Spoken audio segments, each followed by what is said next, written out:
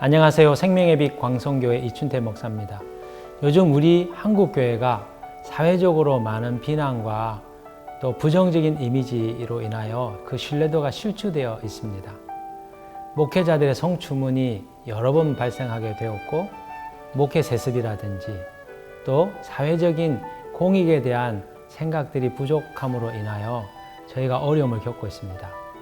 한편으로는 교회와 기독교 신앙에 대한 편견과 오해 때문에 저희가 비난을 받는 부분들도 있지만, 그러나 저희들이 어떤 부분에 있어서는 자초한 허물들이 있는 것이 사실이죠.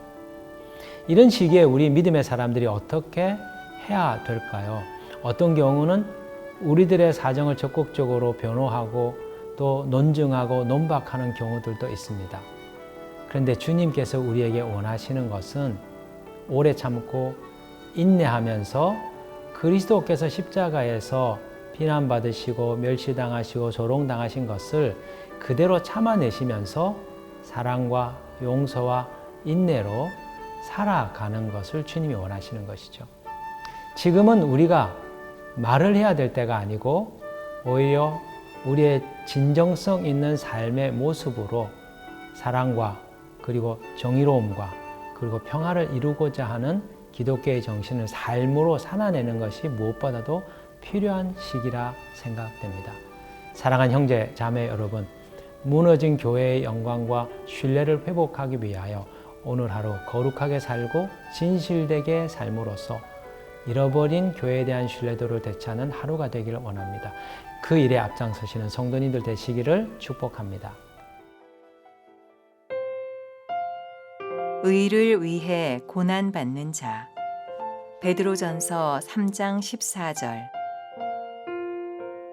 그러나 의를 위하여 고난을 받으면 복 있는 자니 그들이 두려워하는 것을 두려워하지 말며 근심하지 말고.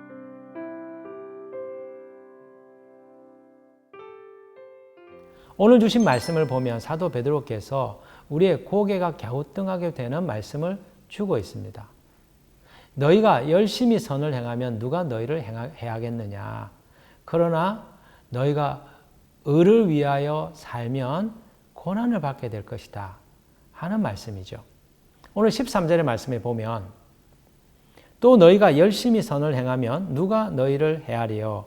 그러나 의를 위하여 고난을 받으면 복 있는 자니 그들이 두려워하는 것을 두려워하지 말며 근심하지 말고.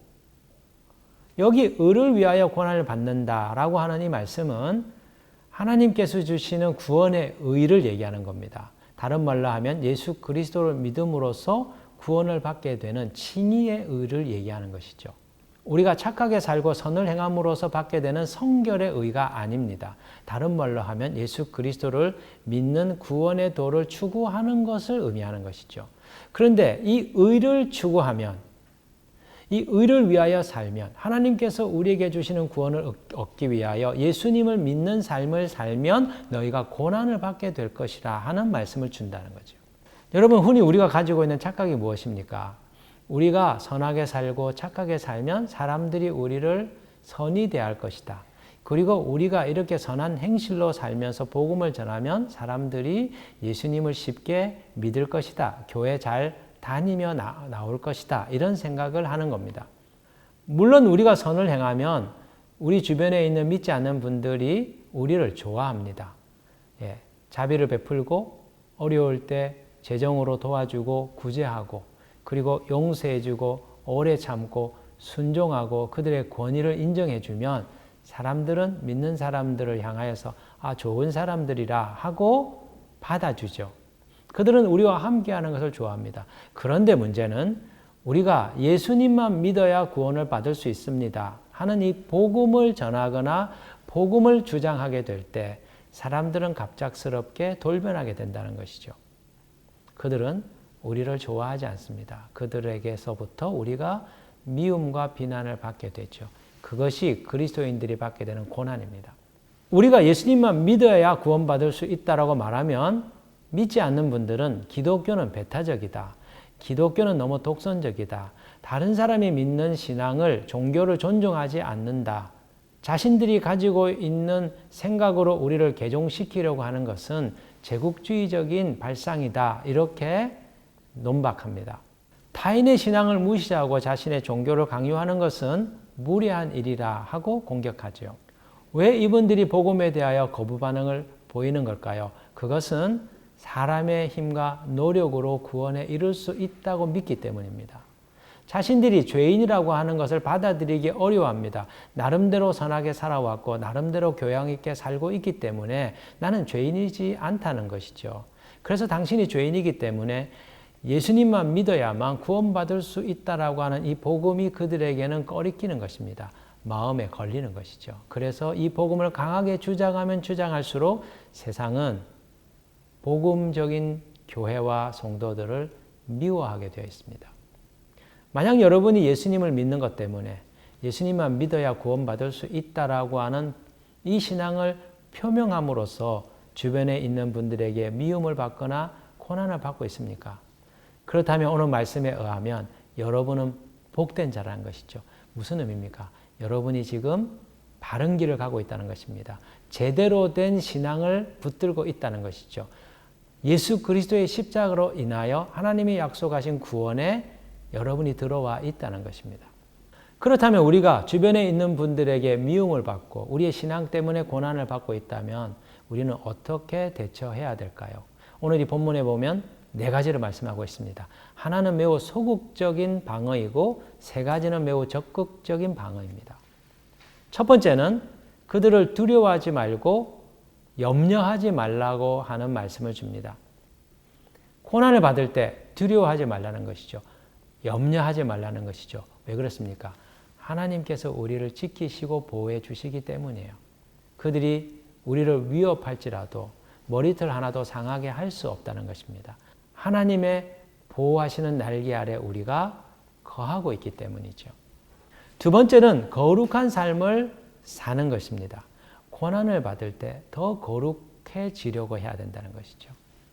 오늘 15절에 보면 너희 마음에 그리스도를 주로 삼아 거룩하게 하고 예수 그리스도의 주되심 아래서 그분이 명령하시는 것들을 따라 사는 것이죠. 하나님 말씀대로 행하는 겁니다. 거룩하고 순결하고 또 청결한 삶을 살아야 된다는 겁니다. 그 이유가 무엇입니까? 우리가 미움받고 비난받을 때 우리의 악한 행실로 인하여 비난받는 것이 아니라 예수 그리스도의 진리를 믿기 때문에 고난받고 있다는 것을 증명하기 위해서입니다. 우리가 틀린 것이 아니고 우리를 미워하는 저들이 틀렸다는 것을 우리의 거룩한 행실을 통하여 입증해야 된다는 것이죠. 세 번째는 우리의 소망에 대하여 우리가 왜 이렇게 복음을 믿는지 고난 가운데서도 이 어려움 가운데서 미움과 박해 가운데서도 왜 우리가 이 신앙을 버리지 않고 믿는지에 대한 답을 말할 수 있도록 준비하라는 것입니다. 15절 중반에 보시면 너희 속에 있는 소망에 관한 이유를 묻는 자에게는 대답할 것을 항상 준비하되 온유와 두려움으로 하고 우리에게 왜 너희들은 그렇게 그 신앙을 고집하느냐?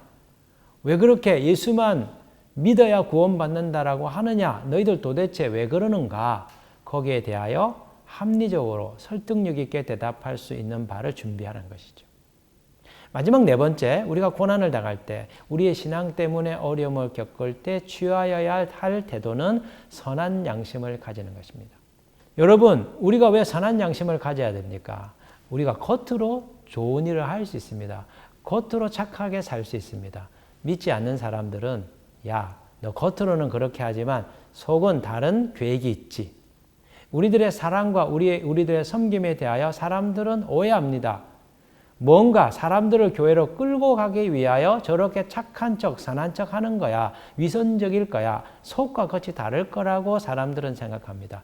그런데 우리가 선한 양심을 가지고 선한 일을 할 때, 선한 양심을 가지고 거룩한 삶을 살 때, 비로소 믿음의 사람들을 비방하던 저들이 그릇되었다는 것들이 입증되기 때문이죠. 여러분, 한국교회가 최근에 우리 사회로부터 따가운 질타와 비판을 받고 있습니다. 그 이유가 무엇입니까? 사회가 생각하는 기준에도 미치지 못하는 비윤리적인 삶을 살고 있기 때문이죠. 교회가 자식에게 목회를 세습하고 있습니다. 교회가 부를 축적하여서 세상 사람들보다도 더 타락한 모습을 보이고 있습니다. 또 어떤 경우에는 목회자들이 성적인 일탈이 있습니다. 성도를 추행하는 일들이 벌어지고 있죠. 그렇게 하는 것이 구원을 받는 일에 필요하다라고 그렇게 쇠뇌를 시키면서 성적인 이 수탈을 일삼고 있는 일이 교회 안에서 벌어지고 있습니다. 또한 재정적인 부분에 있어서 불투명함으로 인하여 사회적인 신뢰를 잃어버리고 있습니다. 이런 일로 인한 결과가 무엇입니까? 우리가 믿고 있는 진리, 예수 그리스도의 복음이 참된 진리인가? 하나님이 정말 살아계신가? 이 세상 사람들이 의문을 우리에게 제시하는 것이죠. 이로 인하여 한국교회의 신뢰도가 땅에 떨어져 버렸습니다. 우리가 믿고 있는 이 신앙이 엉터리라고 세상 사람들이 비웃고 조롱하고 있습니다. 이런 시대 속에서 우리가 어떻게 살아야 될까요?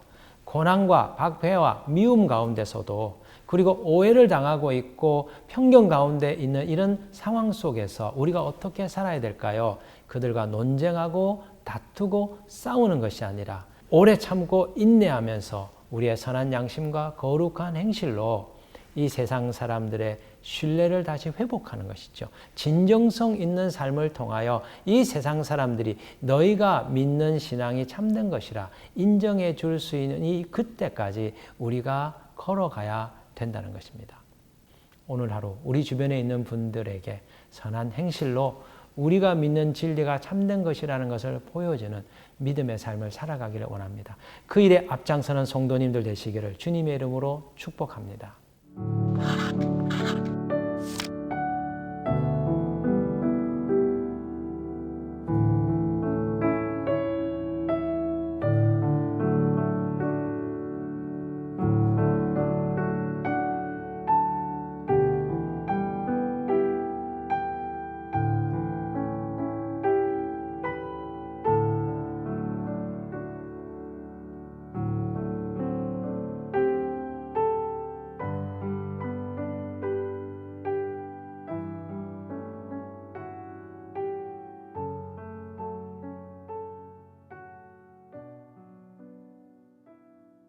하나님 아버지, 저희가 의를 위하여 살 때 고난을 받게 될 것이라 말씀해 주셨습니다.